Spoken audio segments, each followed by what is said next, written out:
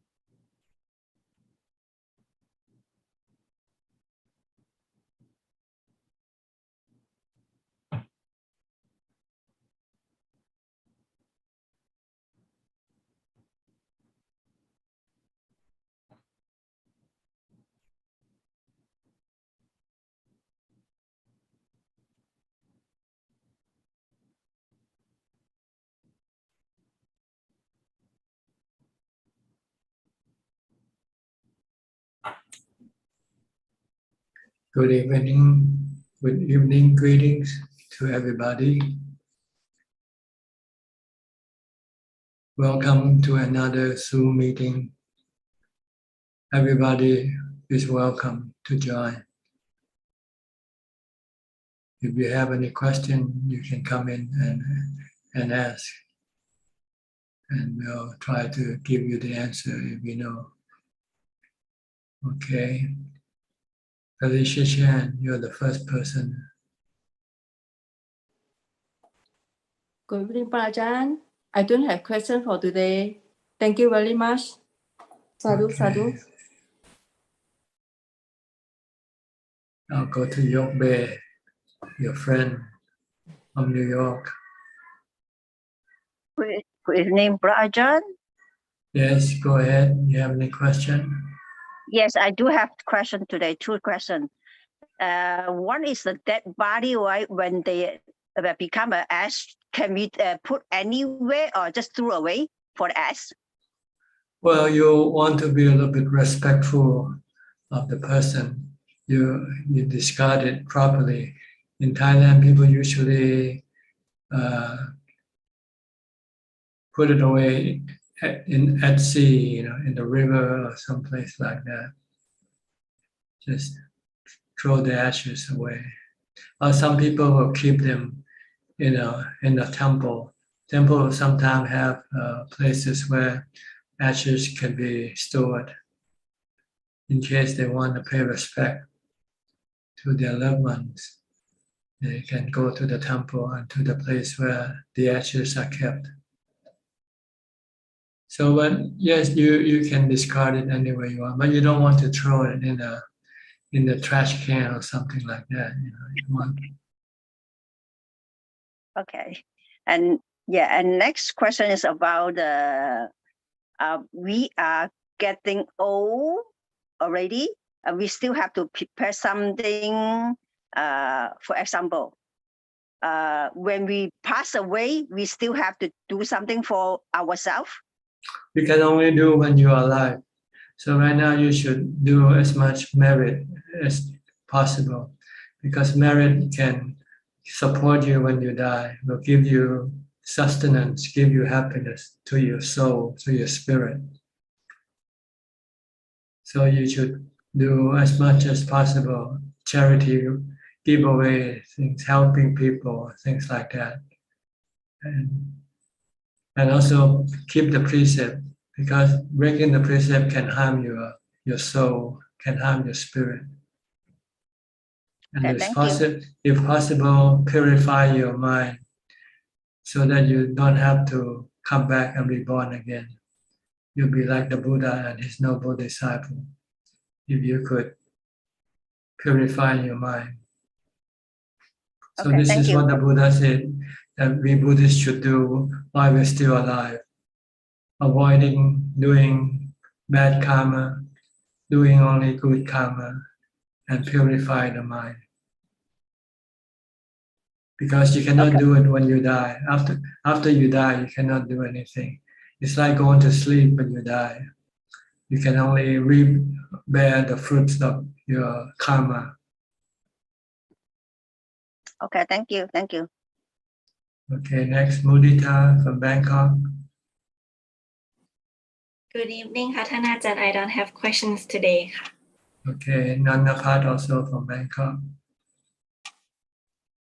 ค่ะท่านอาจารย์ today I have the question ค่ะ about the way to deal with the painful เวทนาค่ะท่านอาจารย์ I listen to your Thai Facebook live this afternoon. You mentioned that we have to separate to three objects. The first is body object, the second is เวทนา and the knowing element, the จิตตะค่ะท่านอาจารย์ if we use this way and we can stay with the painful, we can use it instead of Putto, right ท่านอาจารย์ Yes, if you can see that you are the knower, you just watch the pain, watch the body. Since there's nothing you can do for them, then you have to just leave them alone. Leave the body alone, leave the pain alone. And if you can watch with equanimity, then you can live with the pain. You have no dukkha because you are not creating any cravings or desire for the pain to go away. The dukkha arises because you want the pain to go away, or want to move away the body away from, so move the body so the pain will go away. But this is not the way to deal with painful feelings, because if you move your body, maybe the painful feeling will disappear briefly, then it will come back again next time. But if you just leave the pain alone, leave the body alone, and they will eventually, the pain will eventually disappear by itself. I found that when I sitting meditation for a long time and I meet the painful and I use this way, I can stay with it for the time that I have meditation time ค่ะท่านอาจารย์ แต่ but it's not long enough. So if it cannot deal with the painful again, we can move to Putto and make to have more equanimity, right ท่านอาจารย์ Right. You can recite Putto, Putto, Putto. Once you know what to do with the pain, then you have to teach your mind to stop trying to change the pain or get rid of the pain. Just teach your mind just to accept the pain, just to be aware, or just to know of the existence of the pain. ค่ะ Then the mind will not create any dukkha. Okay. ค่ะ that's okay ค่ะท่านอาจารย์ Next, Billy from Indonesia. Good evening, Tanajan. Today I don't have any questions. Thank you. Okay. Om and Aim. Om and Aim from Pattaya. Hello, Pa'ajan. How are you both? We are very good. Okay. Where's your mom? Over here. Over there. Okay. When will you come and give food again? Not sure. Not sure, huh? Okay. You still go to school? Yes. Yes. Learn this week already. Okay. So you have to go to bed early, huh? Tomorrow you have to get up early to go to school. Yes. Yeah. Okay. Before you sleep, do some chanting, okay? Putto, putto, putto. Okay. All right? Then you'll sleep well and have good dreams. All right. All right? You have any questions? No. Okay. Thank you for coming. สวัสดีครับ Okay. Have a good night's sleep. ไปครับ Bye bye. Good night. สวัสดีด้วยค่ะ สวัสดีค่ะ Next, Karen from San Jose. Hi, Karen. Anything? Hi, no, I'm just listening. Okay. Then we go to Kwang. Where are you from, Kwang? Kwang or Kwang?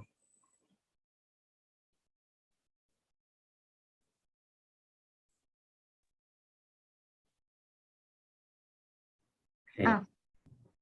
Okay. Yes. Where are you from? I come from Phetchaburi. Phetchaburi.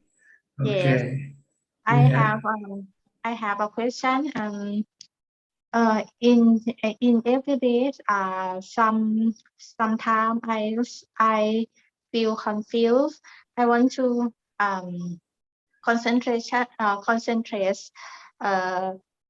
every time, and it needs sometimes I moody. And when I want to know I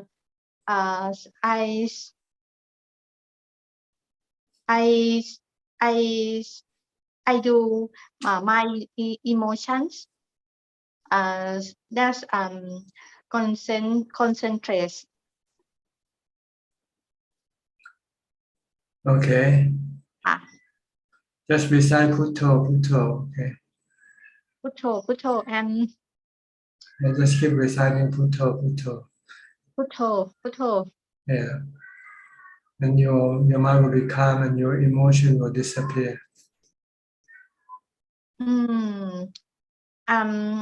I วิตกกังวลนะคะจะพูดยังไงดี I think you have to come in tomorrow night. Okay, this is English. Yes. It's better you Okay. come to the Thai session tomorrow night, then you can speak Thai. Okay. Okay, thank you. All right. All Next, right. Kok Seng from Singapore.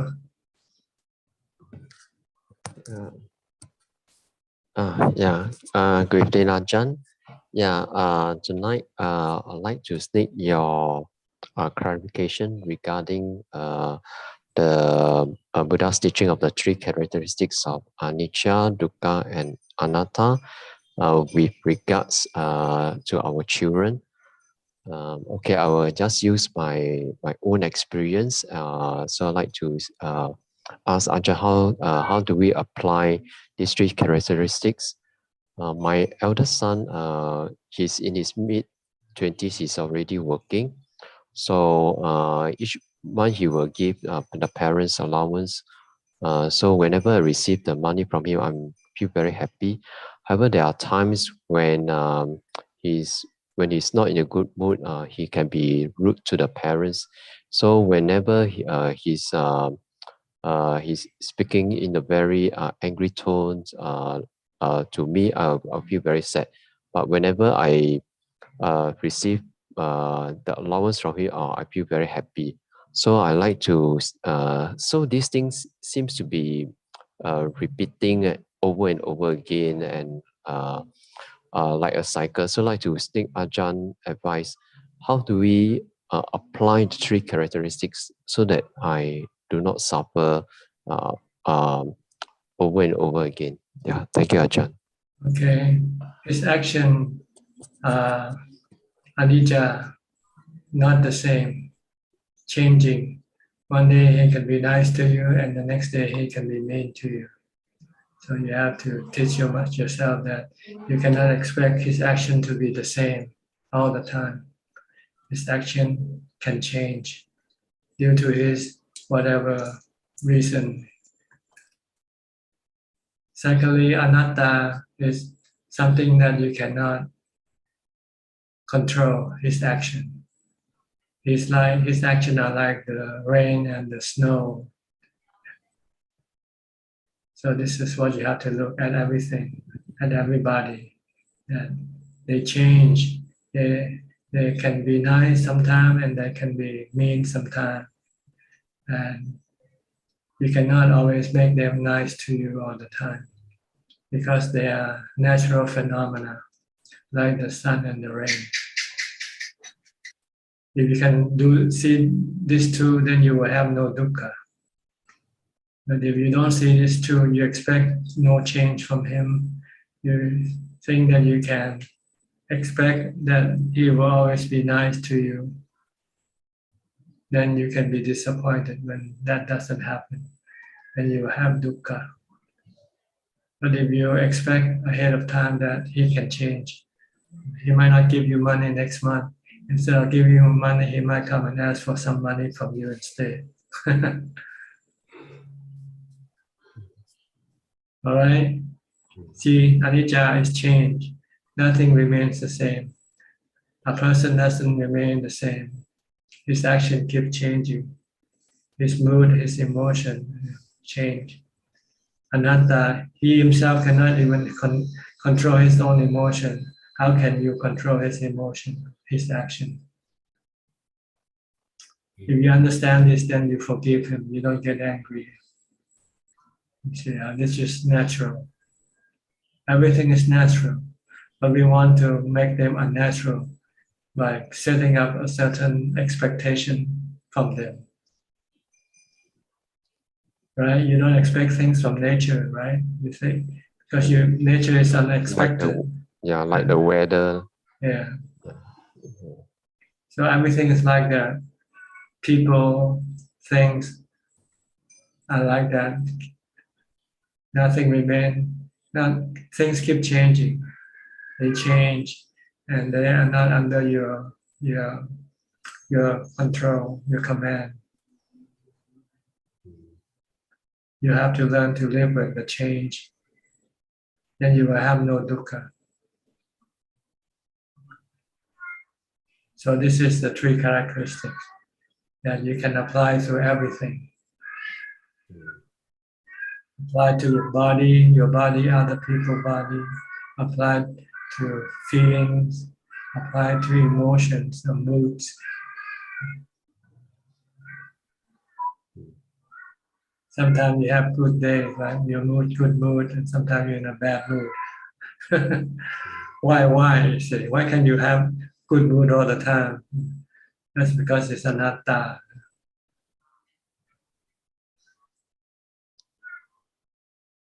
So you even if you have bad moods, but if you have wisdom, you see, this is anatta, then you have no dukkha. You just have to accept, okay, today I'm in a bad mood. So I'll try to keep quiet, try to keep away from people, because if I don't have to act, I might act not properly. So you try to avoid engaging with people when you have bad moods. But you know it will go away, right? It doesn't last forever, good mood or bad mood. This is the way things are. Keep changing all the time and not under your command or your control. So you can see this, then you will accept things as they are. Then you will have no dukkha. But if you deny and you want something else, then you get dukkha, because you cannot get it. All right, clear enough to you? Yes, it's very clear, Ajahn. I will contemplate over it. Okay. Thank you, Ajahn. This is what you should do every time you engage with people or things. Then you will have no dukkha. Okay. Okay. Yeah. Thank you, Ajahn. Next, Anura from New Zealand. I'm sorry about the question you asked in the Q&A. I didn't read the sutta, so I can comment on what you asked. Can you hear me? Yeah, I can hear. Can you hear me, Ajahn? Yeah, okay. Yeah, okay. Thank you. Thank you. How are you? Ajahn, I have a question on meditation. Okay. Yeah, when I do the meditation, so I can, it's getting better, so I can keep calm, either watching my breath or reciting Buddha. And I can see that, yeah, my body is like a separate entity, or whenever I have painful feeling, I think I can ignore, I just aware. There's I ignore that and continue. So it's peaceful, but suddenly I get, yeah, this is my body, this is mine, this is me. So I get this, I was able to separate myself from the body, but it doesn't last that long. It always comes back to that same old, yeah, this me and my job, my work, my life, that sort of the thoughts. So is could you please recommend some sort of approach so that I can apply? Well, you have to argue with it.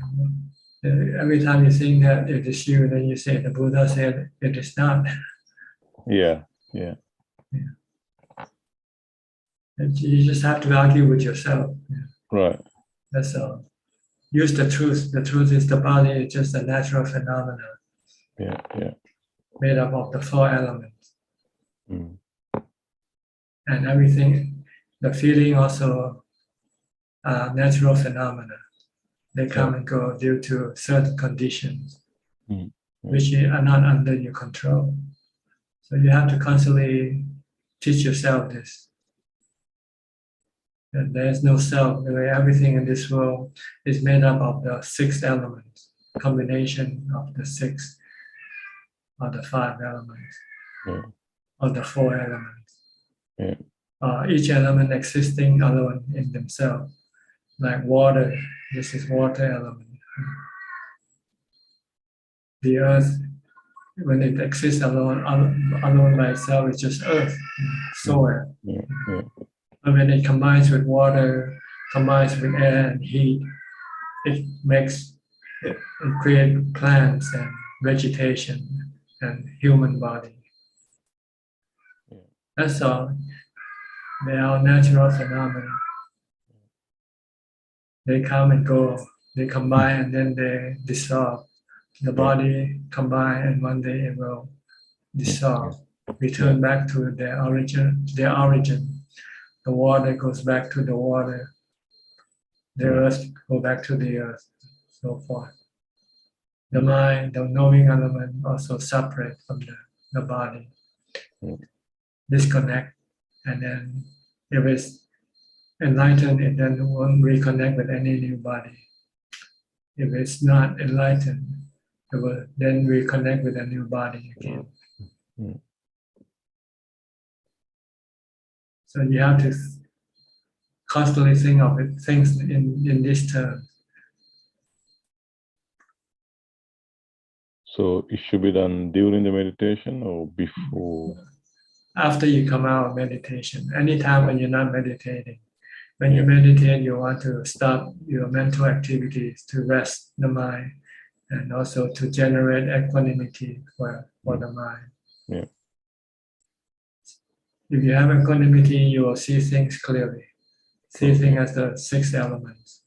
But if you have no equanimity, then your delusion will cloud your mind to think, this is mine, this is me. So you have to be watchful of your thought Whenever you start to think this is mine or me or myself, then say, oh, this is wrong.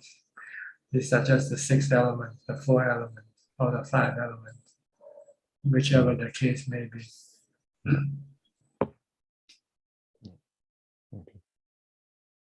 You can do this all the time when you're not meditating. You should do it if you can. But if you don't have equanimity, you won't be able to do it because your delusion will take over your thoughts. The delusion will start thinking, this is my house, this is my family, this is my country, this, you know.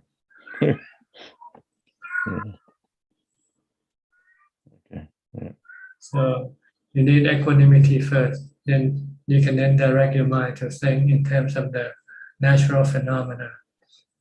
Everything is part of nature. We are part of nature, but we separate ourselves from nature and call us human. True. And try to control this part of nature. And we cannot. Eventually, this part of nature will then go beyond our control.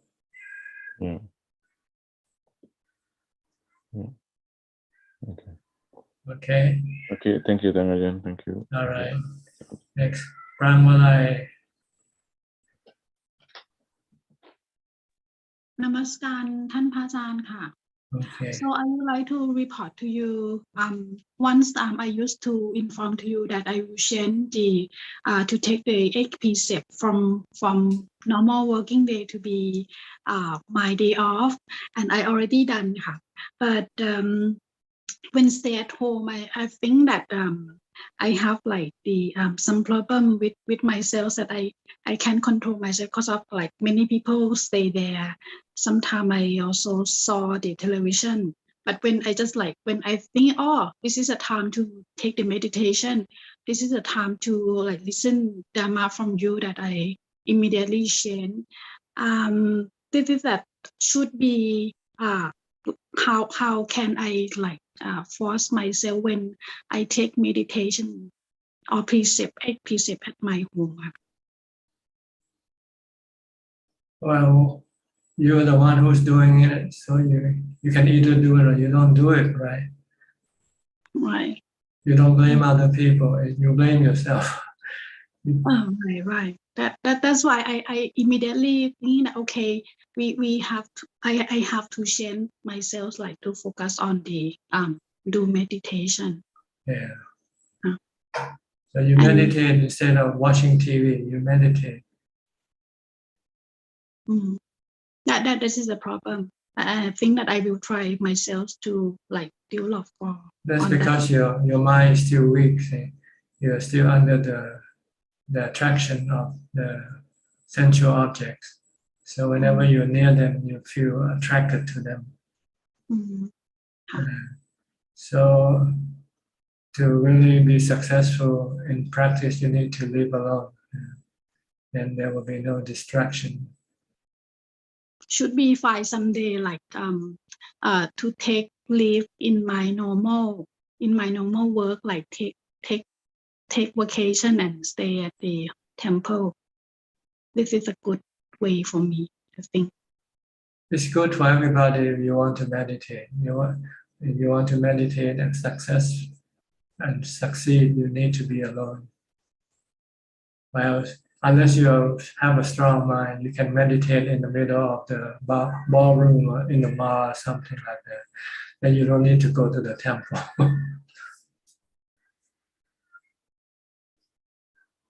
Okay.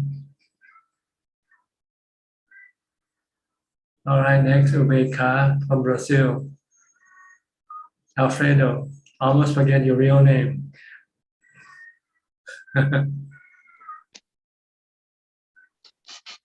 My real name, my Buddhist real name is Ananda. Ananda, okay. You're the Buddha's assistant, huh? Attendant. Yes. Okay. But now I'm only practice, not more assistant. Sati Sampajana. Okay. Four Noble Truth, hindrances, not react to the word. Okay. You still have ubeka constantly in your mind? Yes, I try, Bante. Okay. Because the knowing for me is the most important thing to our minds, Bante. Just remain knowing. Don't react. Yes. Just know. When you see or hear something, just know.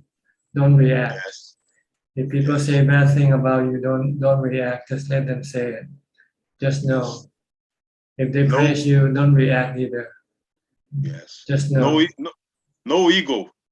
Yeah, no ego. Just knowing. Yes. Good. You understand. You need ubeka to do this.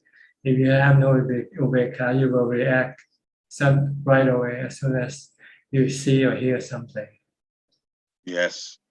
So if you cannot remain just merely knowing, then you have to keep practicing meditation to get the mind ubeka.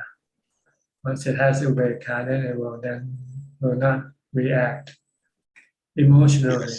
But it can still react, but with rationale, with wisdom, or with common sense. Yes.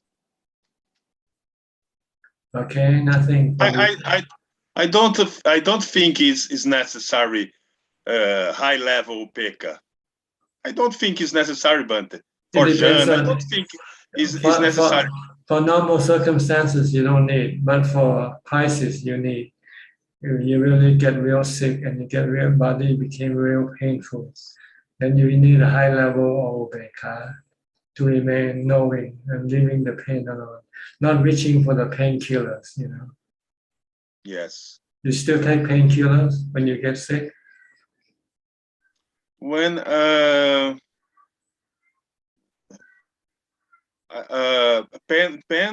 painkillers like paracetamol or things like that.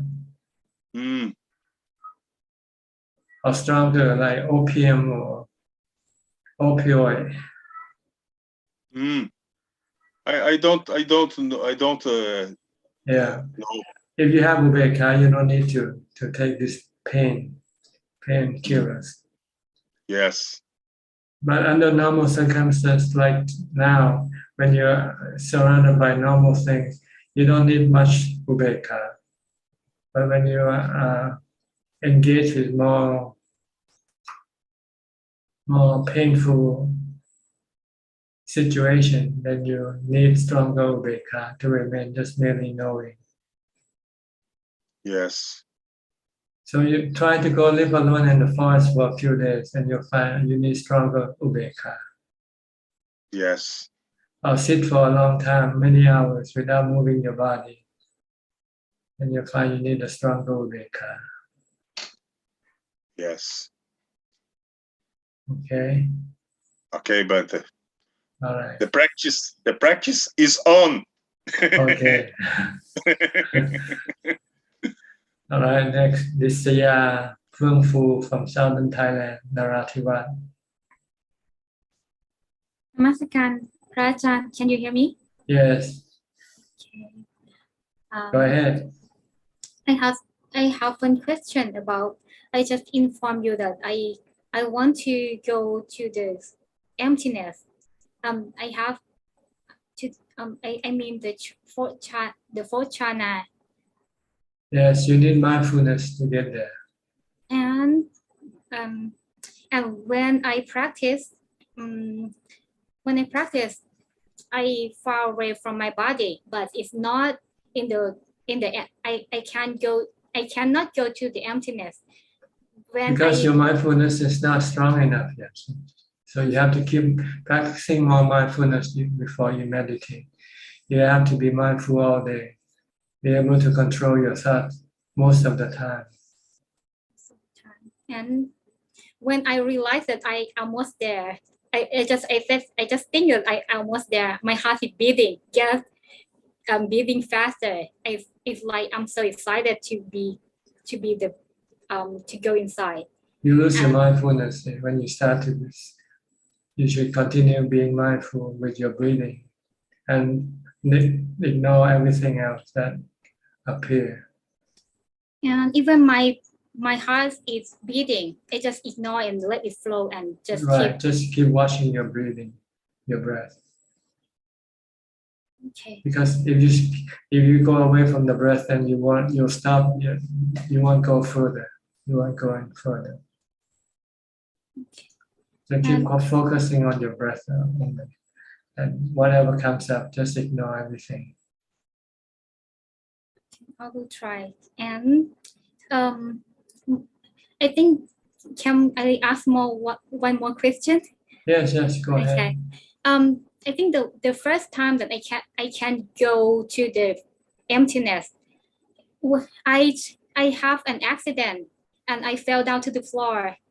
Everyone, I was in the concert and everyone stepped on my body, and I want to run away or get rid of my painful, and I can go into the emptiness. And what is the factor that I can go inside the emptiness? Because I am in the concert.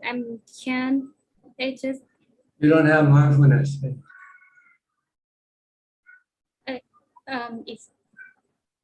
You didn't have mindfulness. You cannot recite Buddha. You cannot watch your breath. So you just have desire. This desire is not mindfulness. It's not. You mean if you want to go emptiness, then you should just leave the body alone and keep reciting Buddha, Buddha, Buddha. If you cannot watch your breath, then you can go into emptiness. In that time, I chanting Buddha in the time, and I think I can go into. I can have the mindfulness and go into the empty, into the space in that space. Yes, if you keep reciting, we will get you there. Yeah. And what is the factor that I can go to? Because I'm not. You don't have mindfulness. You have desire. The desire is the factor that causes you not to able to enter into emptiness. You have to stop your desire. You want to get to emptiness, will not get you there. It blocks you. Okay. You just have to keep being mindful with something like the mantra or the breath. It will get you inside. Okay? Okay, thank you. That's all. All right. Kafai Lim from Malaysia. Good day to you, Sanajan. Glad to read the recent post on Sanajan's Facebook about transferring and sharing merits to the departed one. So sometimes I'm not sure which realm the departed one are in, but it's whether they can receive it or not. But you are right. We should continue doing dana and sharing the merits because there's always metta and happiness from the practice. Is it true that I should think it that way? Well, it's the easiest way of making merit. Keeping the precept of meditation is a lot harder than giving dana. Giving dana, all you have to do is just give away the money or things you can already. It's like fast food, It's not like gourmet food. Gourmet food takes longer time to cook, right? You need keeping the precepts and meditation. It's like making gourmet food. It takes a longer time. Yes, understand. That's why the Buddha teaches lay people to share merits with dana, because that's the way they can do it right away.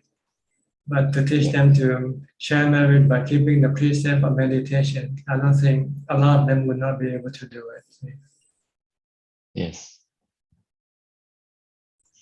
So if you want to have a quick way of sending merit, then just do some charity, give something away, or help some other people. All right. Okay. Okay. Thank you, Ajahn. Okay. Professor Ken from Switzerland. Good afternoon, Tanajan. I have no questions at the moment. Thank you. Just listening at the moment. Okay. What's the CH initial in the back? Oh, that's just the country code for Switzerland. Schweiz, yeah. Yeah, something like that. Yeah, okay. Switzerland. All right. Let me go to Olivia. He's from Paris, but he's staying in Thailand right now. Olivia. Yes, hello Tanajan. Nice to see you again. Did you hear me? Yes, yes. Okay, great. My first question, it's about my mindfulness. You used to say that before we sit in meditation, we have to be mindful. Sometimes when I'm in Paris and I come back from my work, I'm very stressful, you know. And if I sit in meditation, I have nothing. I mean, my mind is too agitated, so I cannot go anywhere. So what can I do before to sit in meditation to calm my mind, maybe for 20-30 minutes, and after to go sit in meditation? You have to be mindful during working. You have to stay focused on what you do. Yes. I don't think only what you have to think. And so that's why it's hard. It's hard to meditate when you have to work also. Yes. But when you go to a retreat and you stay alone and you don't have to work, then you can stay mindful longer before you meditate. Yeah, like today, you know, I stay in the room. If you're working and it was very easy. If your mind is restless and agitated, you can do some walking meditation first. Okay. If not, if you can sit and just do some chanting. You don't have to chant long verses, but maybe a short one, but chant them many times, repeatedly. Okay. Like Buddham saranang gacchami, Dhammang saranang gacchami, Sanghang saranang gacchami. Just keep doing it until you find your mind becomes calm, until you're able to focus on your breathing. Okay. Or can I recite the sutta? Yes. Okay. Read or recite the sutta. Right. Okay, I can do this like for 15 minutes or something like this, just a time to calm down. No, you try to do it until you find your mind is calm enough to meditate. Okay. Then you meditate. Okay. The second question I have is about, I ask myself, because when, like everybody knows, the war between Russia and Ukraine, and I ask myself how to be respected without violence or force. If some people, for example, if some people don't respect you, how you will act? How you would act? You just leave them alone, because you cannot expect people to do what you want them to do. See, like I said earlier, they are all anatta. They are like the sun and the rain and the wind. You cannot expect the sun and the rain to do things the way you want them to do, right? So if we think this way, it means like Ukrainian people, we have to let Russian go in and do nothing, or what's a good answer when people attack? Well, you have to measure. You have to measure the consequence of your action, whether it will bring peace or not, or reduce the amount of destruction or not. But if you engage and you are creating more destruction and more strife, then it's better not to engage, right? Yeah. So this is you have to consider before every time you do something. Once you have done this, will this action bring more benefits or more harm to you and to other people? But sometimes people are stubborn. See? Sometimes you just have to accept that, okay, if you're being bullied by somebody bigger than you, and there's no way that you can beat the person that's bullying you, the best way is to accept defeat and say, okay, and then things will stop, right? And maybe you try to build up yourself to become stronger the next time. And then when you feel you're stronger, then you can then maybe fight with the bully again next time. But right now, if you're weaker, why be stubborn and continue on fighting and keep the destruction more widespread? Why not just accept that, okay, your neighbor is bigger than you. So you just have to accept what your neighbor wants you to do. If he wants you to lower the stereo, okay, we'll lower the stereo. But then you try to go build yourself up to become stronger. Then when you think you're stronger, then you can go bully your neighbor next time.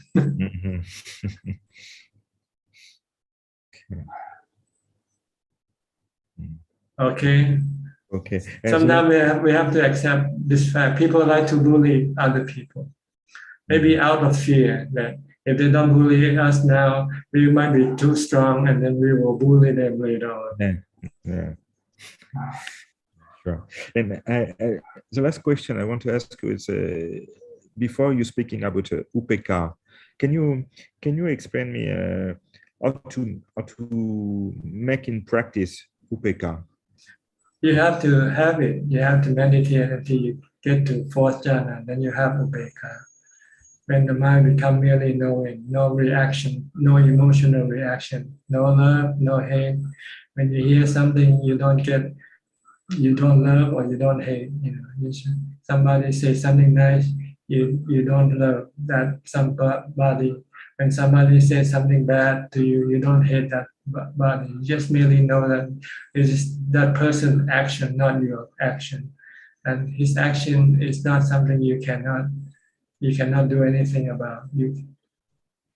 Then you just leave those actions alone. Just merely know, without having to react to those actions. And it's our goal, right? Yes, that's right. When we meditate, we will build up this upekkha temporarily. And if we want it to be permanent, we have to use wisdom to see that things in this world is something that beyond our control. Teach us to learn to accept things as they are. Then we can always remain upekkha, remain non-reactive. And we cannot use panya directly. We have to pass through jhana first. Yes, because jhana, wisdom without equanimity from jhana will you won't know what you're looking for anyway with wisdom. So. I don't know, maybe you can try it. If you can say, okay, this is upekkha, like the war in Ukraine, okay, this is anatta. This is another natural phenomena, like the eruption of the volcano. Can you look at it that way or not? Yes, I understand. Okay. Okay. Okay, thank you very much. You can always join us anytime, every Tuesday night, okay? Thank you. Wherever you are. Thank you. All right. Next, Adeline and Philip from Malaysia. Good evening, Tanajan. I don't have any questions tonight, just listening in. Me too. Okay. Jessica, where are you now? Bangkok? Hello, Tanajan. Yes, I'm in Bangkok. I'm back at the condo. So I do have only one question for this evening. I just wanted to know how long does the out of meditation and during meditation, there is still the spaciousness feeling. How long does it usually last for? There's no fixed time. It depends on the amount of time you spend in meditation, in jhana. The longer you spend in jhana, then the longer it will last. Like the water you put in the refrigerator. The longer you keep it there, then the longer it will be cool, right?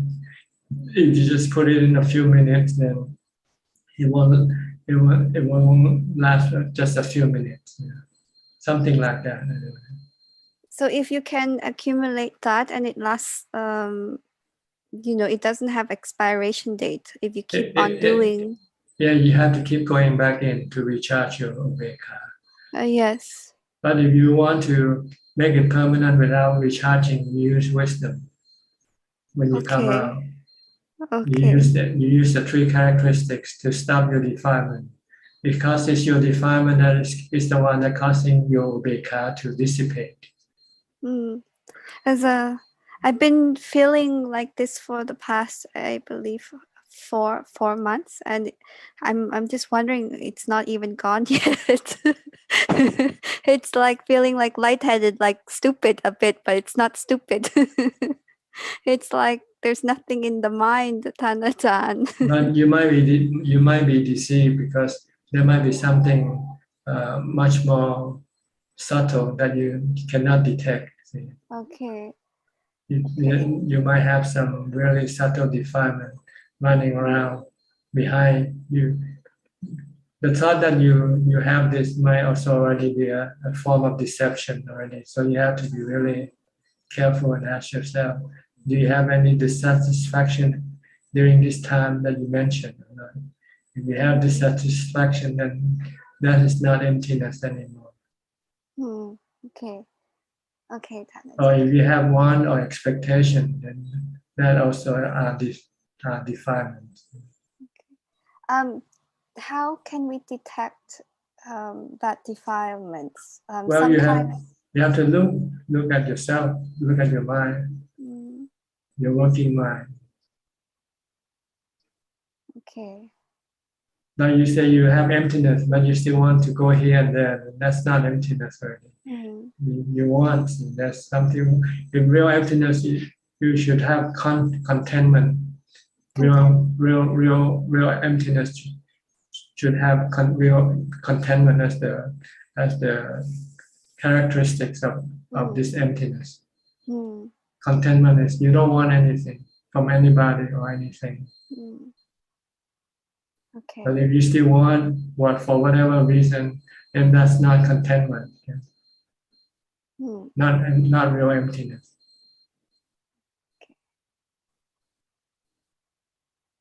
Okay, Tanajan. Thank you. That was my question for this evening. Okay.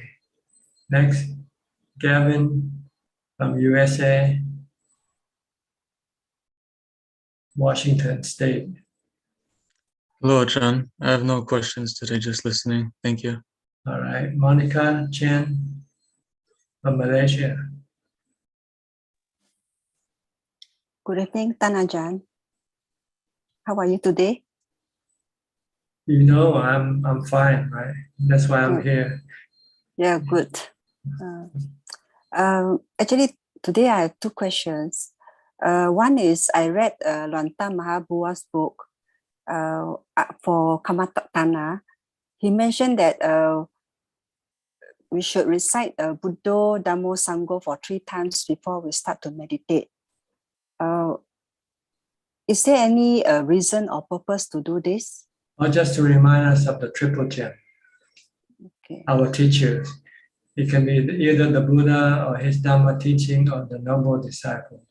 They are our real teacher. So before we start to do anything, any practice, we should recollect our triple gem, our 3 teachers first, in case we forget. So in that case, should we also do it when we do walking meditation? It's up to you. It only takes just a few seconds, so it really doesn't matter. You don't have to. If you don't do it, there's no problem either. Okay. Actually, I tried it. I find that the mind is more alert. It's like there is a sense of discipline, like as if I'm going into something more serious. Good. Rather than. Good. Then if it's good for you, then use it. Yeah. I think it's a good reminder because I have never done that before. So when I go in, it's like I think it's maybe like a bit of hard-heartedness lah. Like going to a formal function. Yes, true, yeah. Not a casual activity. Yes, true. Okay. So the mind suddenly like becomes Become more alert. mindful, become more mindful. Yeah, true. So then the second question is that this one is also his book on this Amata Dhamma, which I think translated by Tan Ajahn yourself, where he said that we can learn the theory, pariyatti, but there is also the patipatti, the practice, but somehow these two always don't harmonize. So normally for beginners, how do we go about harmonizing these two? Well, you learn what you have to do. You don't have to learn the whole process. You're starting, you might just want to learn how to give dana first, and then you go give dana, and then you want to keep the precept, then you learn how to keep the precept. You can go do things step by step. You don't have to study the whole path and then start. Then before you start practicing, only study what you need to know. What you want to do. Right.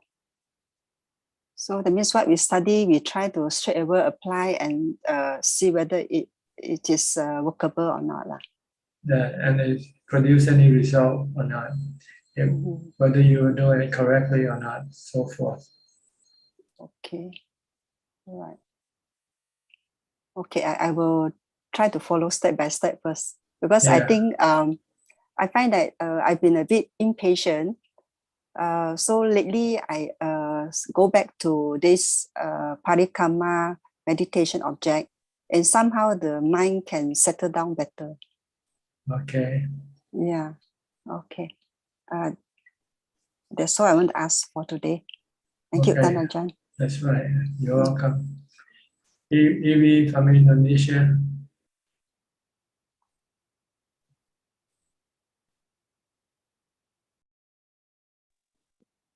Hello, Ajahn. Go ahead. Ajahn, I just finished 2 hours of meditation, and it took me almost 2 hours to make my buffalo silence. Your monkey or your buffalo? Your monkey. I said it buffalo because it was Stubborn, very huh? strong. Yeah, very strong and very stubborn. So I must use a rope very tightly to pull the buffalo to make it silent. That's because you didn't do it before you meditate. You didn't do meditation before you meditate. So when you meditate, you find it very hard to calm your mind. But if you maintain mindfulness before you meditate, then when you meditate, you find it much easier to calm your mind. Yeah. And when we meditate, we must using the relax, right? But if I must have a hard effort to tie this buffalo and have the sharp attention to watching the mind, it is no relaxed already, right? So what should I do? When you meditate, you're fighting, so you cannot expect relaxation while you fight. It's only when you win, when your opponents give up, then you'll find relaxation. Yes, and the buffalo silent, and then I can feel relaxed. Like relax, because there is some component inside my mind, like floating in the space with timeless. What is this state, Ajahn? The mind is detached from the world of time and space. The mind enters into the spatial space, spiritual existence, disconnect from the world of the body. And I feel timeless. No time here. Yeah, when you're alone and there's nothing else around you, then there's nothing to tell you when the time is. Yeah. And when I have a little, I still knowing, and when I have a little thing, what is this? The question comes up. I slowly wake up from this uh, from this condition and be a normally again. I mean, out from this space and timeless condition. You're returning to the body. You reconnect to the body. Your mind reconnect with the body. Yeah. And that is good, alright, Ajahn? It's not good or bad. It's just a process of meditation. After you get into the space for a while, then it has to return back to the body because the strength of your mindfulness has disappeared. So the strength of your defilement wants to reconnect to your body. So it pulls the mind back into the body again. Oh, so enter the space is good. Returning. Well, you feel good when you're in that space.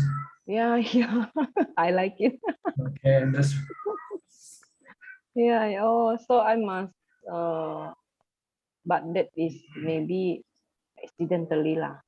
If I can fight and win the buffalo, I can enter this state.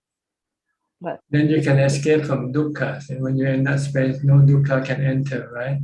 Yes, then that is very comfortable. But you can only remain there temporarily. So your goal is try to make it permanent next time. Enter the space for permanently. Yeah. Must fighting with buffalo every day, every time, every time meditate.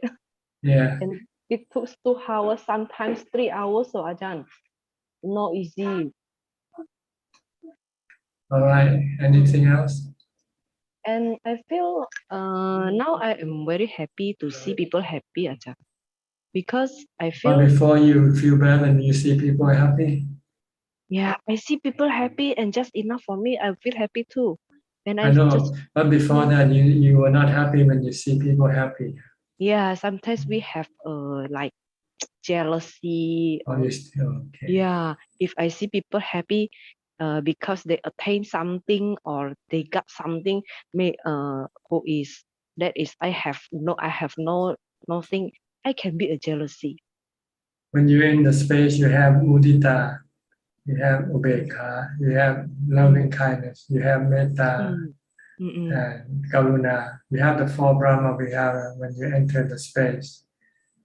Oh, yeah. But now, no meditation, I also feel happy. People have what I don't care. But it might not last. After a while, then you might start to become envious again. But I feel more better than before, Ajahn. So you should keep doing meditation.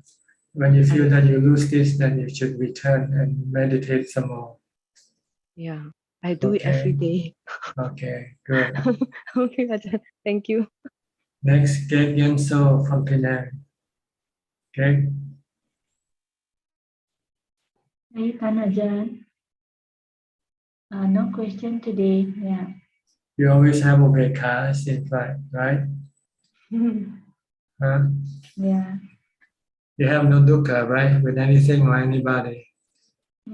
So far, so good, Panajan. Okay, good. Once you have ubekha, you have no question. If you have no ubekha, you have question. Okay, because ubekha is the answer to all question. Contentment. Once you have contentment, then there's no need to have anything or to know anything anymore. Yeah, Good. Stay like this forever. All right, next, Alvin, also from Malaysia. Good evening, Panajan. I don't have any questions. Thank you. Okay, Sri and Chek from Vancouver, Canada.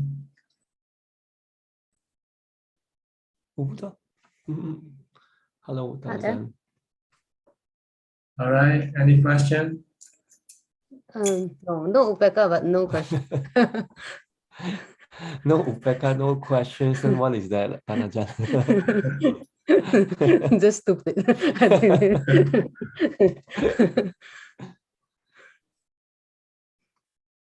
Tan Ajahn, like in the Sutta, Buddha always say like, one has suffering, then one go and seek the truth.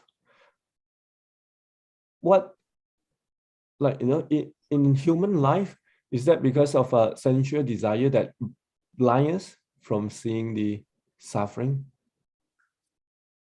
Our delusion is the one that blocks our mind from seeing the truth of the Four Noble Truths. Our delusion, our defilement, prevent us from seeing the truth of the Four Noble Truths. So we have to stop the delusion, but first by meditation. When you meditate, you stop the delusion temporarily. And when you come out of meditation, your delusion will start to work again. Then you need to use wisdom to eliminate your delusion permanently. By thinking of anicca, dukkha, anatta, instead of thinking of the opposite, of niccang, sukkhang, anatta. See, with delusion, you'll think everything is sukha, right? My family is sukha, my money is sukha. But this is not true, right? And the truth is, my family is dukkha, myself is dukkha, my house is dukkha, my property is dukkha, everything I have is dukkha. Because I have to look after it, right? Yeah. And when I lose it, I also have dukkha. Okay. That's because we don't see that everything we have is anicca, is temporary. Sooner or later, we will have to lose it. When we lose it, then we feel dukkha. Look at the people in Ukraine right now. People who have to flee their home, separate from their husband. This is dukkha, right? This is anicca. It can happen to you in Vancouver, who knows? Maybe there'll be a massive natural disaster of some kind happening. So this is something we have to constantly remind ourselves of, so that when things happen, we won't get dukkha. Because we train our mind to accept them. Once we can accept the disaster, then the disaster cannot hurt our mind.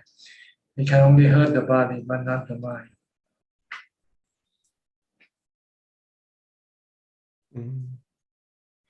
So Tan, let's say like one didn't like go through this, but then he can go and pick up this to imagine, like, oh, if this happened. Well, imagine can give you a glimpse of the real thing, but you still don't know whether you can take it or not when real thing happen.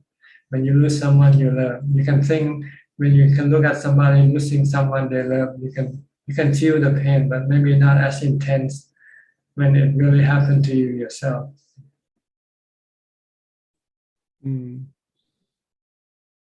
I don't know, maybe you can compare the pain of other people and the pain that will happen to you, and then teach your mind to let go if you don't want to experience the pain, the dukkha. Oh. And when things happen to you, you say, okay, it's anicca, dukkha, anatta.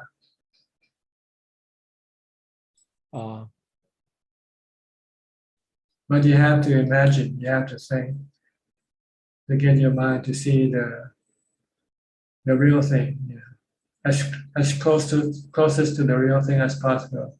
By maybe giving up all your physical comfort and go live in the monastery for a few days. Then you can really prove whether you can really let go of your property, your family, and your possession or not. You have to be totally what do you call it, in poverty, homeless. Monks are homeless. Monks are not homeless. They have no home. The temple is not their home. It's just a temporary shelter for monks. They know that sooner or later they will have to leave that shelter. So they live like a homeless people, a homeless person. No, with the minimum acquisition of possession. Just the 8 requisites of living. 8 requisites such as the bow and the ropes and the razor, the needle and thread to fix the rope with. And that's about it. That's all you need to have. Can you live like that? No. Not yet. Not yet. Yeah. Not yet. So when if a fire happened to burn your house, then you will probably have dukkha, right? But if you can live as a homeless, then you say, oh, no problem. I have no home anyway. This home I have is just a temporary shelter for me, right? I can be vacated anytime. So this is what you have to constantly think of loss. Anicca is lost. That's what it means. You will lose everything sooner. Maybe not all at once, but you might lose one at a time, a few at a time. But eventually you lose everything, even your life, your body.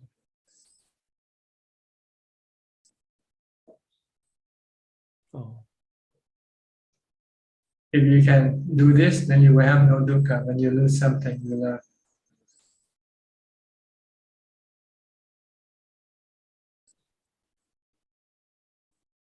If you have contentment, if you have upekkha, then all these things doesn't matter. It's all for the body, really. Everything that we have physically, they're all for the body, not for the mind. What the mind needs is upekkha. And what can bring upekkha to the mind is mindfulness and wisdom. That's why we keep practicing mindfulness and then we keep developing wisdom, anicca, dukkha, anatta. Then we will get permanent upekkha. And whatever we have, we know it's all temporary. One day, sooner or later, we will have to give it up.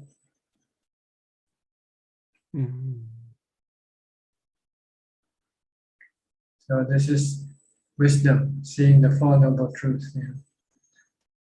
seeing the three characteristics of existence. Okay. Yeah. Is it possible to have like partial upekkha, like things that? Yeah, you don't. When you practice, you cannot have total upekkha right away, especially the permanent one. The permanent one, because you have to get rid of all the 10 fetters before you can have all full upekkha, full contentment. So you go step at a time. You get rid of the first 3, then you go get rid of the second, the two more, and then the 5, the rest of the 5.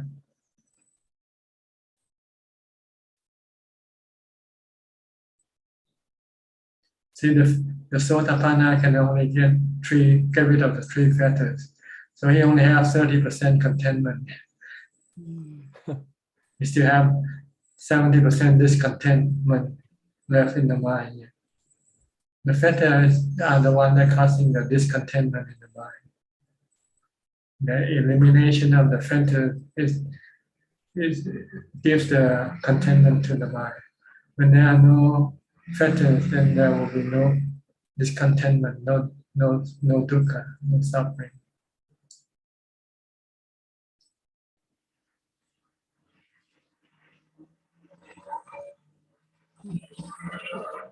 Even before getting rid of the fetter, Ajahn, like You have to get rid of the hindrances. Hindrance. The five hindrances, especially the sensual pleasure hindrances. Watching TV, drinking coffee, eating snacks, and all these things. You have to get rid of them first before you can enter into temporarily ubeka first. So you can meditate. You still watch TV, you still drink coffee, and you still have cakes and cookies. You want to meditate. Oh, even this. Okay. So the five hindrances, especially the first, the sensual pleasure, is the most the real hindrance to your meditation. Overeating can also cause hindrance because you'll become sleepy and drowsy and lazy. You don't want to meditate when you're full, right? You want to sleep. Yeah.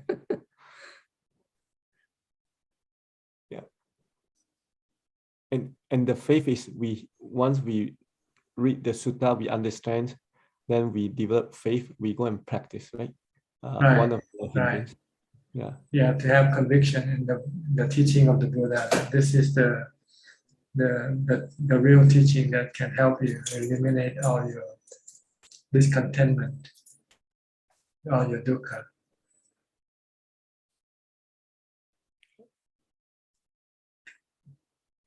Okay.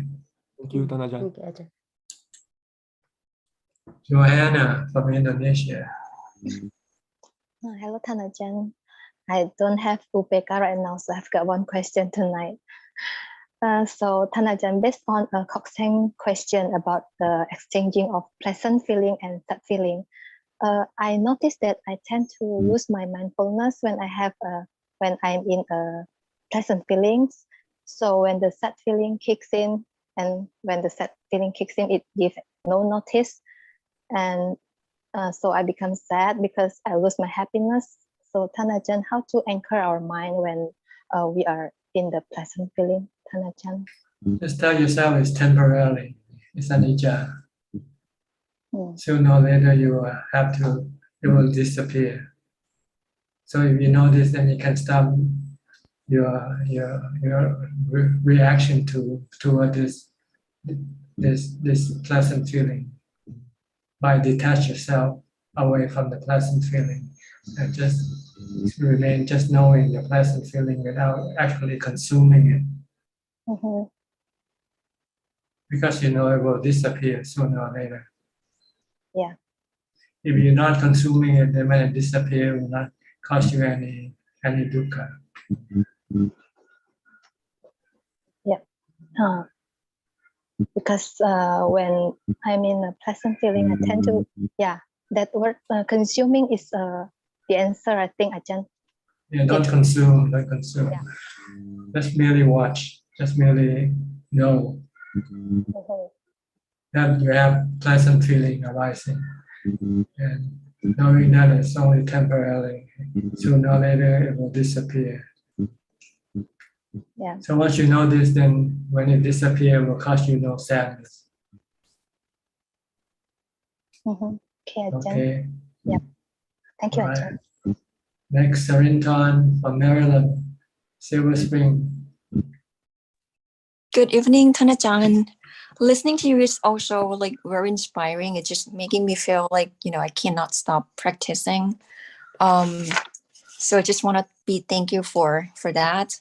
I got two questions today. Following the question from Monica regarding the reciting Buddho Dhammo Sangho before sitting meditation, I also sometimes thinking of thinking of hoping that this meditation is going to bring some enlightenment, and hoping it's like a wishful recital of Buddha Dhammo Sangho, and also saying this word.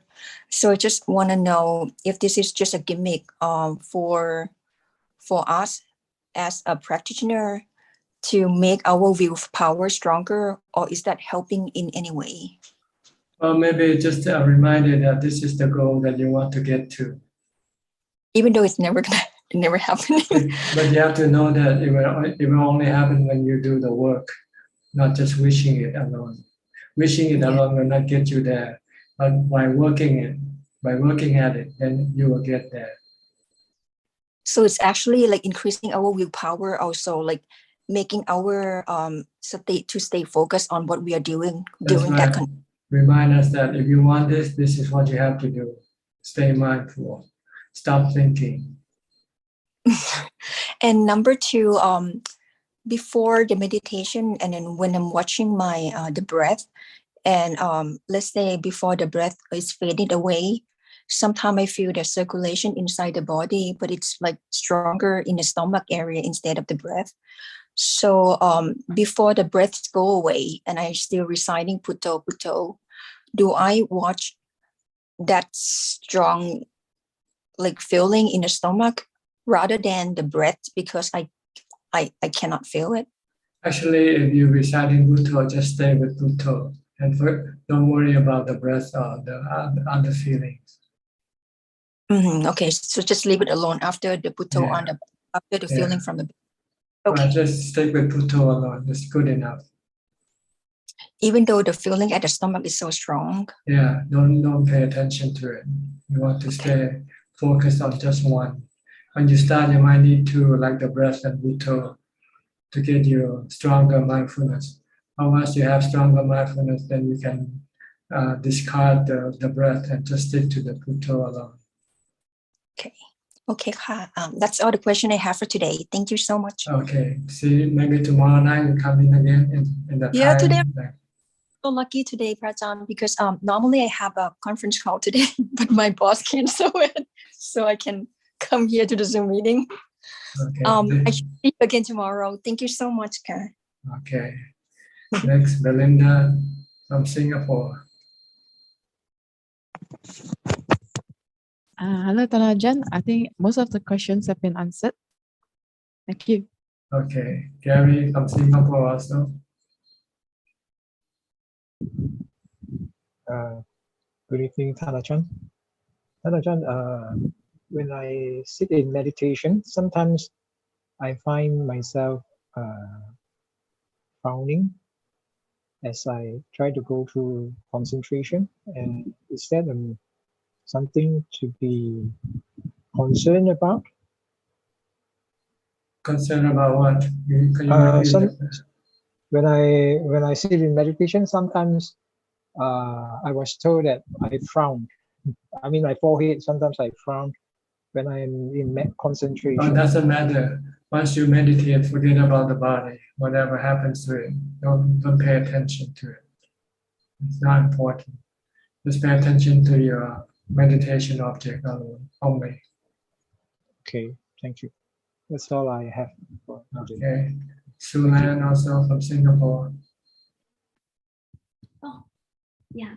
Hello, Ajahn. Yeah, nice to see you again. I started meditating, and then like for me, like I feel like I meditated quite long already. I closed my eyes. Then when I open my eyes, it's only 7 minutes. Yeah. Don't worry about the time. Just worry about the concentration, the mindfulness. Stay with mindfulness. Doesn't matter how long you meditate, because the time doesn't indicate doesn't actually influence your result. What influences your result is your mindfulness. So just keep being mindful. That's all. Then you can sit longer with it. Okay. If you can only sit for a short, it means your mindfulness is not strong enough yet. So you should try to create more mindfulness. Okay. But like why do we feel like I meditate very long, but actually it's very short time? Your mind can deceive you, and what you're saying is that, and what reality is two different things. The mind was deceiving me. Yeah, because you want to sit long, so you think, oh, I have been sit for a long time. But when you check with the clock, you say, "Oh, I will sit for 7 minutes."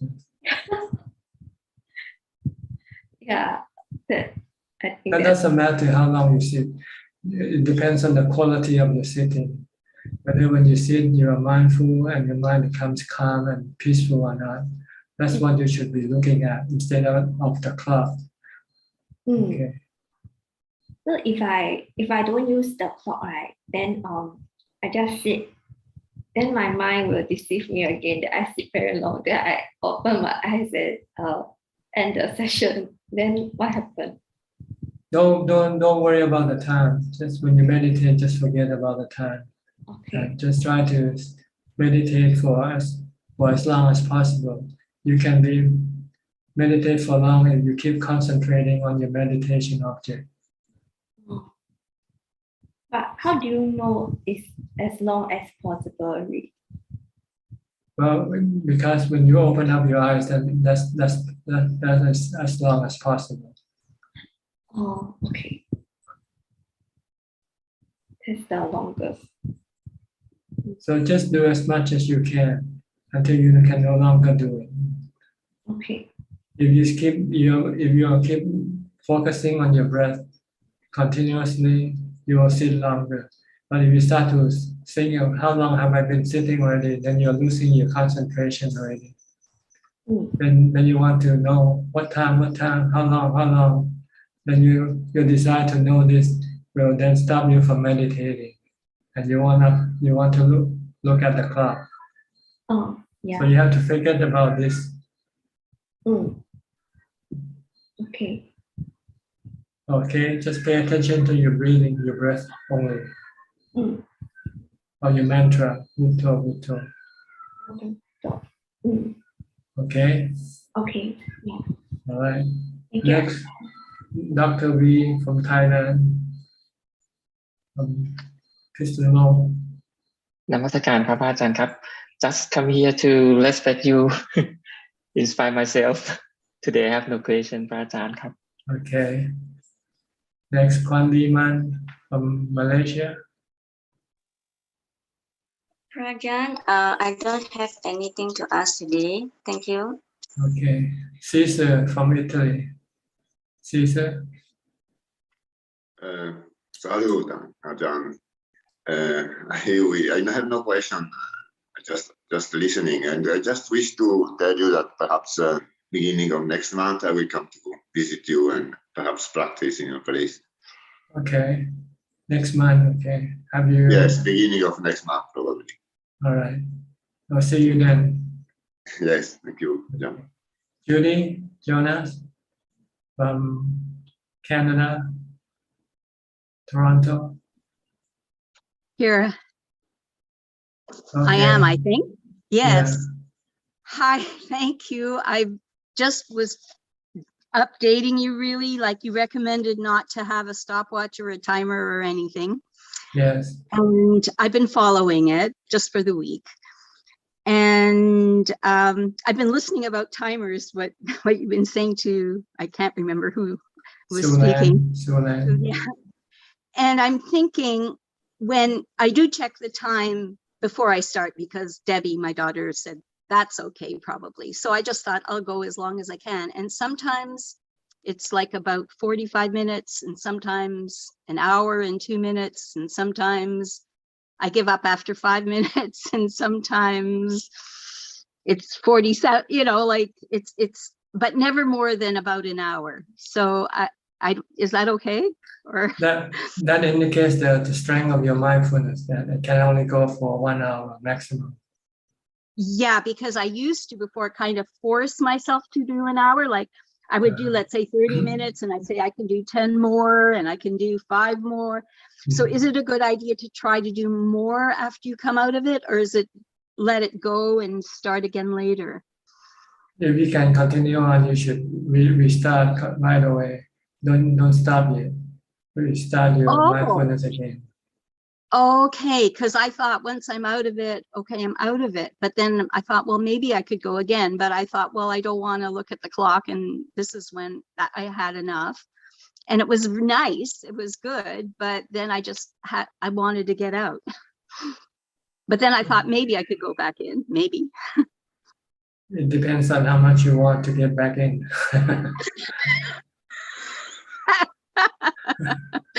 Okay. The two ones are fighting each other. The one to get up and the one to continue will fighting against each other. It depends who wins. Okay. Because I'm not working, I don't have to go in right away. I can do other chores or do what I need to do and then go in again maybe a couple hours later.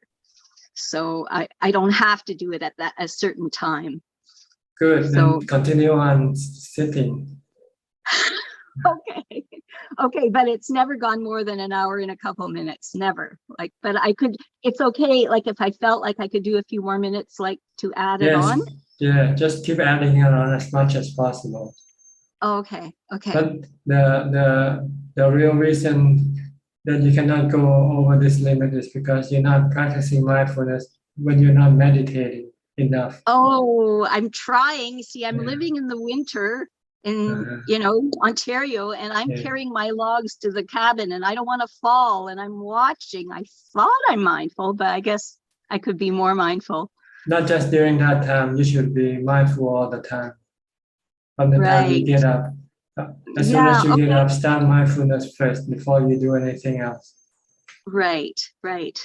Okay, thank you. Then if you can do more mindfulness, then you will sit longer when you meditate.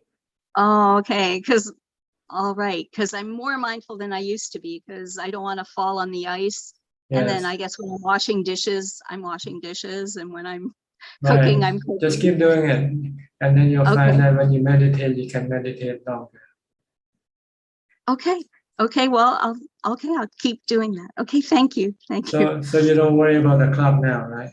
You can throw the clock away. I check it to see when I start, and I kind of said, well, I'm not going to care how long it is. Okay. And just do it. But then I didn't know whether I should actually totally stop then, or I should go back in. That was my question. Yes. The goal is to go in as much as possible, as long as possible. Okay. All right. Thank you. You're welcome. Okay. Next. How are your daughters? Both of them, are they good? Oh yeah, and Naomi's in Thunder Bay and Northern Ontario, with off-grid meditating until I think March 24th. Okay. And I'm going back to Toronto tomorrow to babysit my children, my grandchildren, Debbie's children, so that she can go meditate for a week. Okay. So they're doing that. Yeah. Okay. Send my greetings to them, okay? Oh, thank you. I will. Thank you. All right. Bye-bye.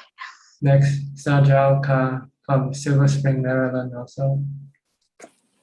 Thank you, Tanajan. Today you actually touched on many things. It's kind of, forgive me for bringing this up, but that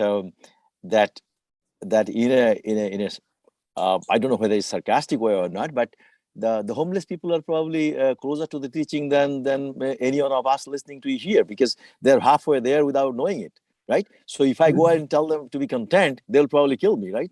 I'm just kind of being in a funny way, but it's but if some of them actually come across the teaching, they actually may be surprised. That means that they are isn't it kind of in reality they are. So you don't know how they think or how they feel. Some might be happy with being homeless. Say, oh, it's better than working and paying taxes. Now I'm just sitting here. I'm just waiting for the soup kitchen to feed me or something like that. But I can look at that as like one meal a day, right? So that is still possible. So that means if 1 in 100 of them actually come to the teaching, maybe they already have the teaching inside themselves, because Dhamma is natural. See? It's how you perceive the truth. Some people might not need Buddhism because they have Buddhism within themselves already. They understand the truth of anicca, dukkha, anatta, for instance. So they stop striving for possession and wealth and well-being, and they just try to learn to live day by day just to get by. As long as they're happy, that's the point, really. If they're not happy, then they don't have Buddhism in their heart, in their mind. But if they're happy and homeless, then they have Buddhism. Maybe not the brand Buddhism that we know of, but the natural Buddhism. That's beautiful. Thank you, teacher. Thank you. Okay, no question. No questions. Okay, Sarah Ang from Singapore. Namaste, Longpo. Ajahn, I have quite a bit of questions actually. I don't mean to be challenging the teaching of mindfulness, but I have this trust issue because many years ago when I don't know why my mind was much purer. When I do meditation, it's very easy. I never had to do mindfulness like it's easy to go into deep meditations. It was just easy. So now I feel that over the years it gets more and more difficult. I didn't get into deep meditation for many years already. As I know that the first thing is one thing, and then later on is a lot of fear also, because I feel that I'm alone. I don't know whether if I tense too much, it will become a totally other way around. So it was easy, very easy in the beginning, and then it becomes so difficult now that I have to do what the very almost very simple mindfulness. I don't find I have to force myself to do this. I can't get the joy out of this practice. I'm so sorry. Because you lost the mindfulness you used to have. So before you used to have mindfulness and you find it easy to meditate. But then you don't continue, you don't keep up. So you lose it. So when you want to restart your meditation, then you'll find it much more difficult than before.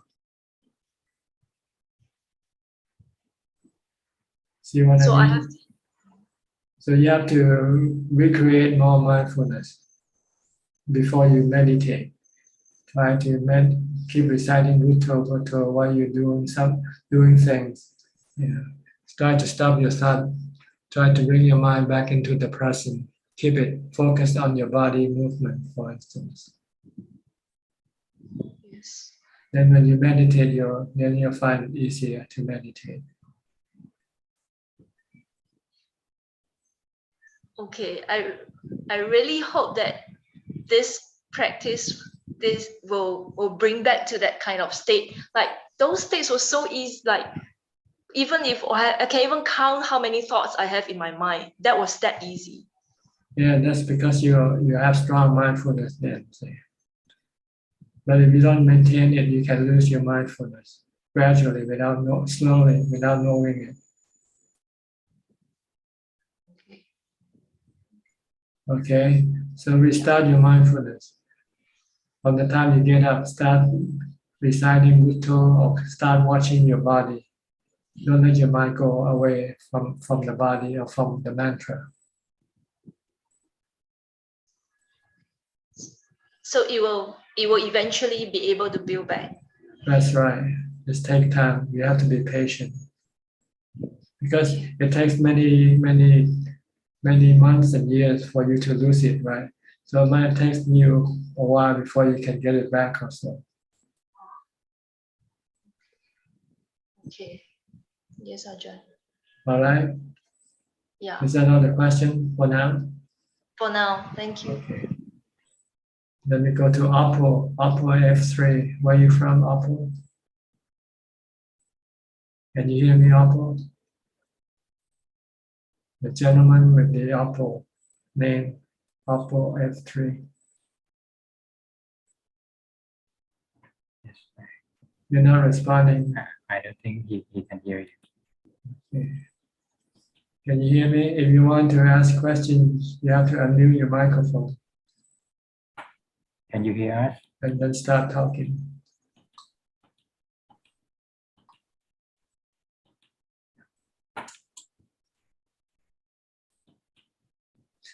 You have to unmute the microphone on the bottom left of your screen.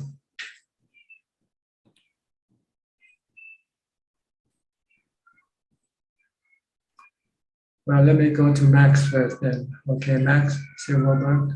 Where are you from, Max? Hi, John. Good to see you again. Long time, Yeah. I'm in Hollywood, Florida, in South Florida. Florida, okay. Any question today? Yes.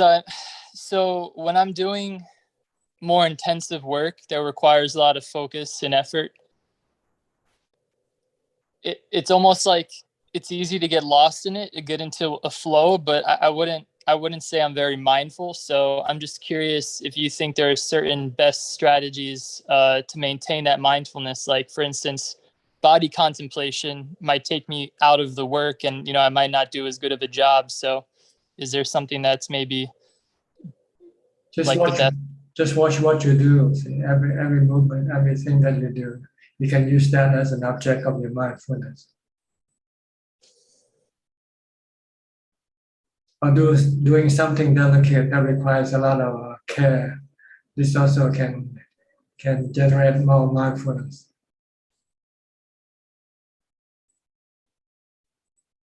Okay, does this answer your question? Yes. Thank you. Okay, you've been meditating all this time? Yes, I just got back from Forest Dhamma with Ajahn Dick. I was there for a month. It was a phenomenal experience. Very, very happy I was able to go. How many people were there when you were there? So I think there's 6 monks and like a samanera, and then like 4 lay people and 1 mechi. I see. So it's quite quiet. Quiet. Very quiet. A lot of solitude. And Stillness. you have individual hut to cabin to meditate. Definitely. There's no dormitory style place to stay, right?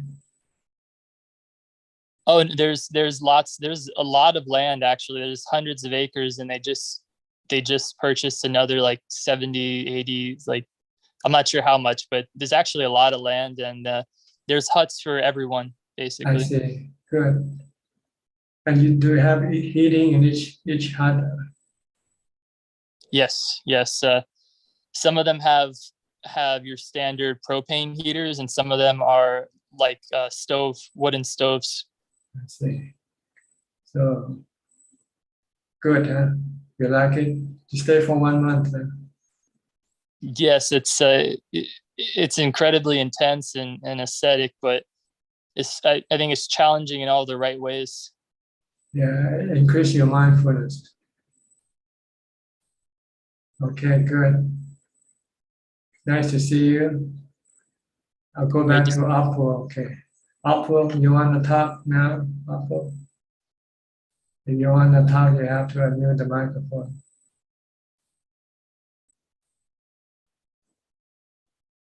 Okay, maybe not. We'll go to Joko. Joko from Indonesia. Namaskar, Ajahn. Yes, and I have 2 questions today. So when I learn meditation at first, I also learn about the meditation in daily life. So I do not know whether this means I bring the result of the practice during the sitting meditation to the daily life, or I can also be focused on doing my activities in my daily life. Is this also kind of practice meditation? Yes, you are doing mindfulness. You are developing Yes. mindfulness. For example, like when I join this meeting in this moment, like when there is a pause, when I listen to the meeting, I can also focus back to my breath. So is this also practice, Ajahn? Yes, as long as you are mindful of something, then you are practicing mindfulness. Yes, yes. Thank you, Ajahn. And my second question is that several days ago, I don't know, I also learned that we cannot control what happened in our mind.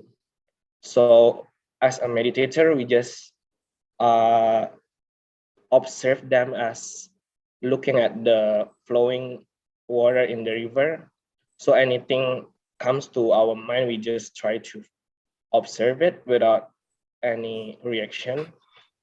But several days ago, when I see something that is part of my bad habit in the past, so probably I have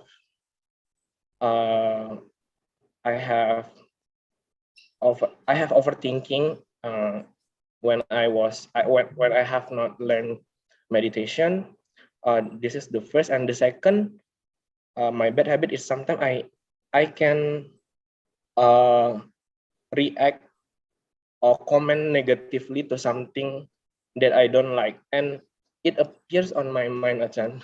So I quite surprised because it has never happened after long time after I practice meditation, and I just think, is this because I do not practice oftenly this time?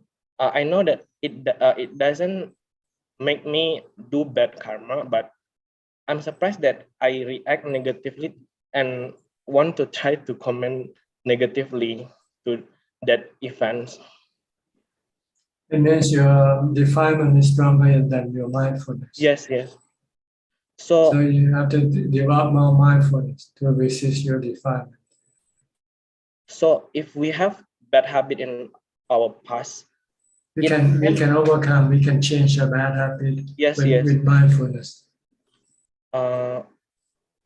Beside mindfulness, Ajahn, when I know it is bad habit and it causes suffering, I try to not do it. Tell myself that yes, that is not good, so don't do that again. Is this part of is this something called wisdom? Yes, mindfulness and wisdom. Yes, yes, but yes, I just surprised about why I do not mindful and just trying, like I want to react negatively to comment on a negative words. When you're forgetful, then you're not mindful. When you're mindful, you're not forgetful. So you have to remind yourself not to be forgetful. Remind yourself to be mindful. So I have to practice more, Ajahn. Yes, more mindfulness. Keep reminding yourself you have to keep practicing more mindfulness than anything else. Okay. Yes, Ajahn. Okay. But I don't know, sometimes I'm just afraid if this reoccur and I just cannot control myself and just comment negative to someone. I don't know. I think I don't have to worry about that if I practice more. Well, you can do sometimes to punish yourself. See? If you're supposed not to do this and you do it, then you should punish yourself. Maybe stop eating for one day or something like that. So this is part of notice to me that yeah. You know, because if you have to pay, then you become more alert. You'll be more careful next time. Yes. That's why they have ticket. The cops give you ticket to remind you not to do it, to break the law, right? Yeah. If you don't have to pay the ticket, then you keep breaking the law. Yes, yes. So when you have to pay the ticket, then you will be more mindful. You will remember, if I break the law, I will have to pay more again. Yes, so sometimes you have to give yourself ticket. Yeah. Okay. I noted that, Ajahn. Thank you. You're welcome. Okay, B, Raveen from Bangkok. Good evening, Thanajan. Wow, it's been a very long session today.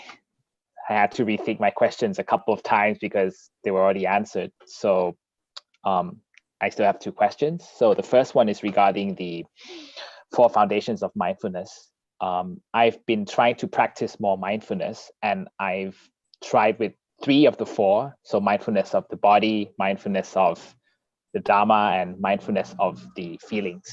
But I don't quite understand the 4th one, mindfulness of the mind. Could Thanajan please explain what is it about and how do I practice that? The emotion in the mind, the changing nature of the mind. Sometimes you're happy, sometimes you're sad, sometimes you're restless, sometimes you're calm. This is mindfulness of the mind. But in real practice, you don't focus on this object. You only focus on the body for developing mindfulness. The other objects are for when you want to develop wisdom. But for developing mindfulness to get to jhana, you just be mindful of your body movement. Or when you sit, be mindful of your breath. But once you have jhana, you have equanimity, then you want to study the nature of the body, of the feeling, of the mind with the Dhamma that you have developed, which is mindfulness and wisdom. If you keep changing your object of mindfulness in order to, you won't get into jhana. Yeah. Feeling, body, contemplation, mind, the mind is not the object that you want to use as the object of your mindfulness. They are object of your contemplation, object of your wisdom.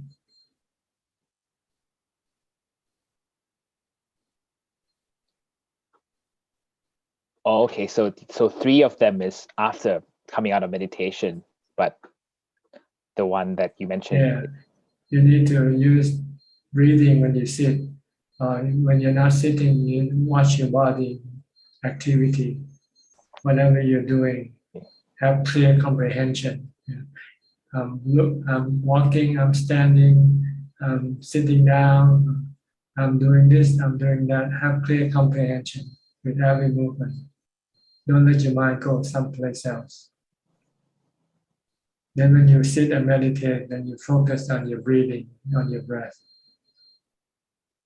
When you get to jhana and have strong equanimity, then you want to study the nature of the body, the feeling, and the mind, that they are all anicca, dukkha, anatta.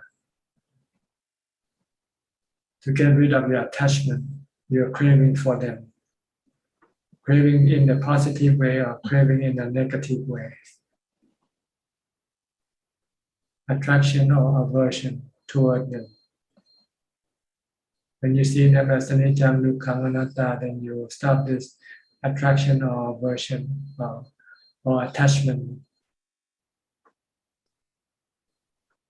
So you have to understand where you are now. Are you practicing mindfulness for jhana, or are you practicing for wisdom? The wisdom, then you have to study the nature, the 3 characteristics, nature of the body, the feeling, and the mind.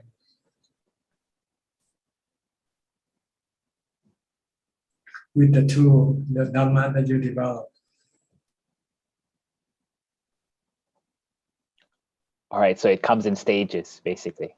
Oh yeah, this is like a complete manual that teaches you the 3 level of practices, the level of mindfulness, of samadhi, and of wisdom. Or you can divide it to samadhi and mindfulness. Mindfulness for samadhi. Once you have samadhi, then you can then use samadhi to support your development of wisdom.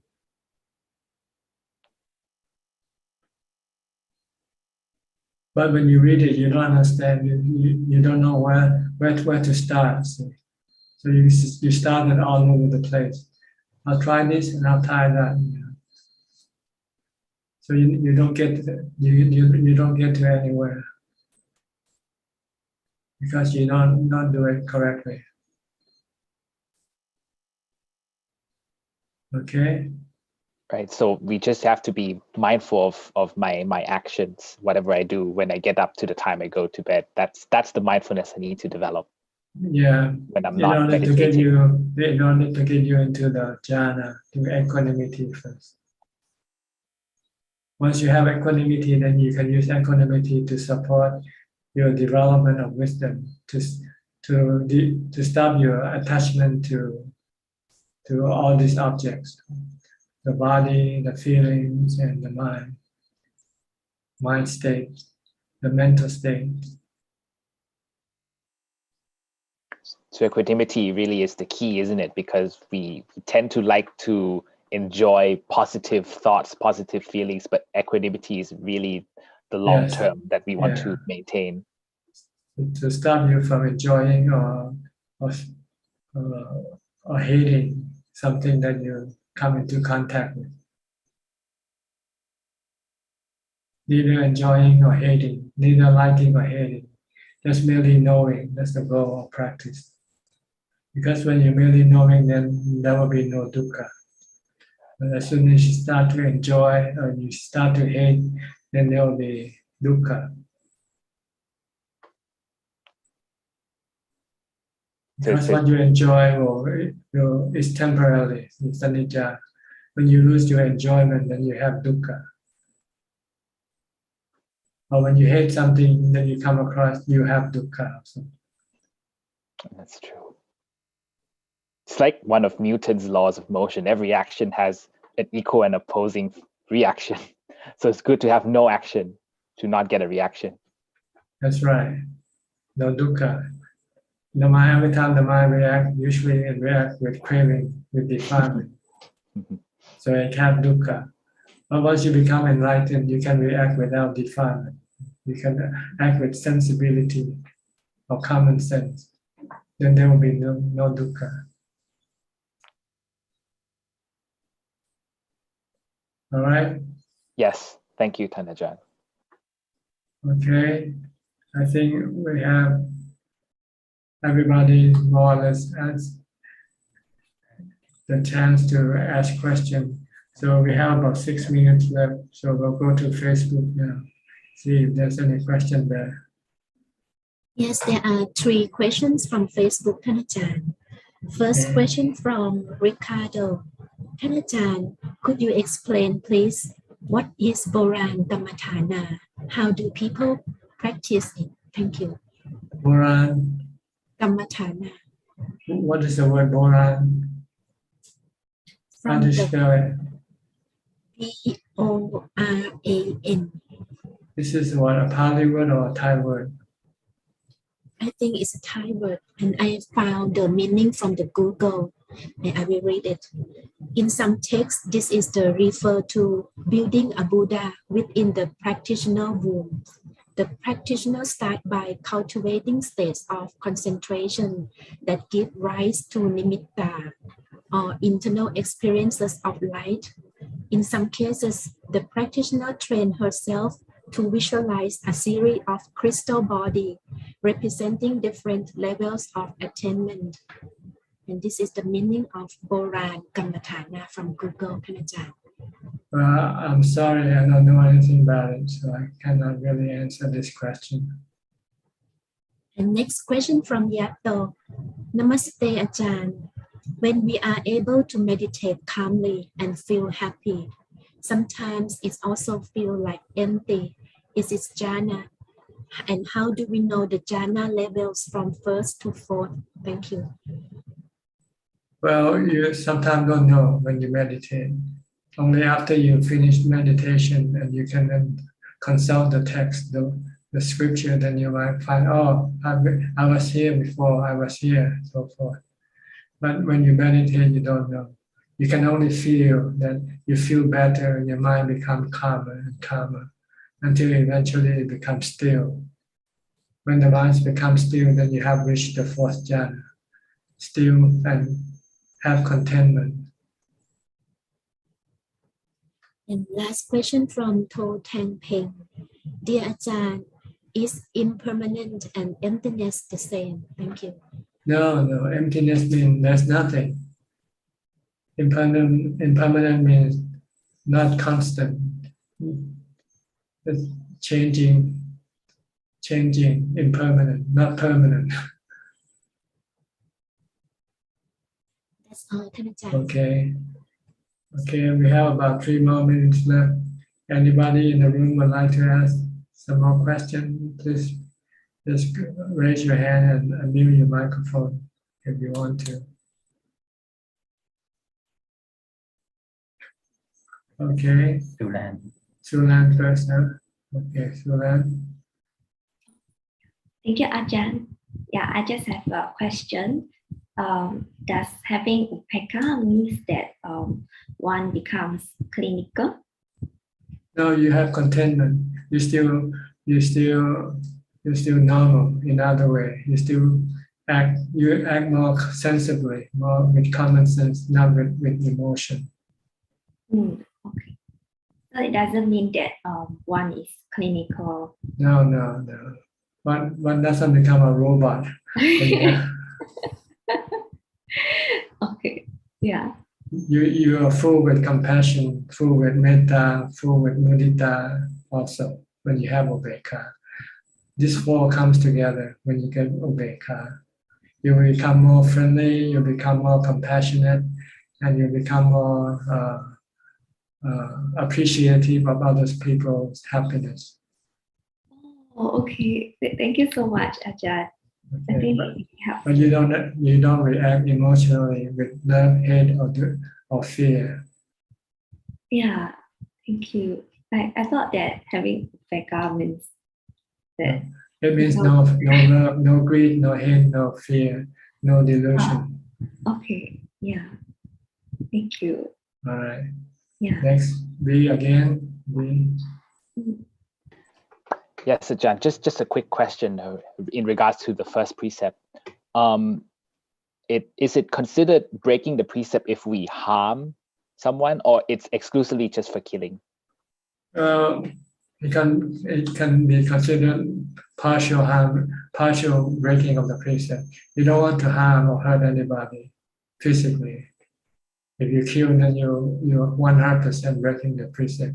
But if you torture the person and the person is still alive, but you're still more or less breaking the first precept, but not completely maybe, because the person is still alive. But maybe it's worse than being killed, when you torture that person. What if it was in self-defense? Is it still considered breaking the precept? Okay. You can only consider not breaking the precept when it's inadvertent, when it's accidental. Now you drive and suddenly a dog just came across your path and you couldn't stop, and you hit the dog. And this is not considered breaking the precept, the first precept. not intentional? Non-intentional, inadvertent, accidental. All right. Thank you, Ajahn. All right. Okay, folks, I think that's about it for tonight. Unless anybody would like to ask any more questions. If not, we'll call this meeting to an end. Monica. Monica? I see Monica. Right. Okay, Monica. Yeah, okay. Let's say during the sitting, after some time, there's a lot of pain coming up. So when I tell the pain that, the body didn't complain, so the mind is still quite steady. But then I was thinking, maybe burn the body. But there's no fire. So like Thanajan, last time you mentioned that, at what stage that you think that, you can use this method? You just have to try it. See, okay. Or does it have anything like, maybe the pain comes and created the fire element, then only we can apply that method? I don't know. This is something you have to experiment with yourself. Okay, all right. Okay, sometimes it works, sometimes it doesn't work. So Yes, true. it depends on how real it is to you. If it seems real to you, then it works. If it doesn't seem real to you, then it might not work. All right. Okay. Yes, thank you, Tanajan. All right. Well, thank you all for coming into this meeting. I hope that you can benefit from it somewhat, if not much, and help you advance in your practice. In the meantime, please stay safe, stay mindful, and keep on practicing. If all goes well, I'll see you again next week at the same time. Thank you and goodbye. Thank you, Pradhan. Thank you. Thank you. Sadhu, sadhu, sadhu. Bye bye, everybody. Thank you. Everyone. Bye bye. Thank you, admin ขอบคุณครับคุณหลา Good boy สวัสดีครับ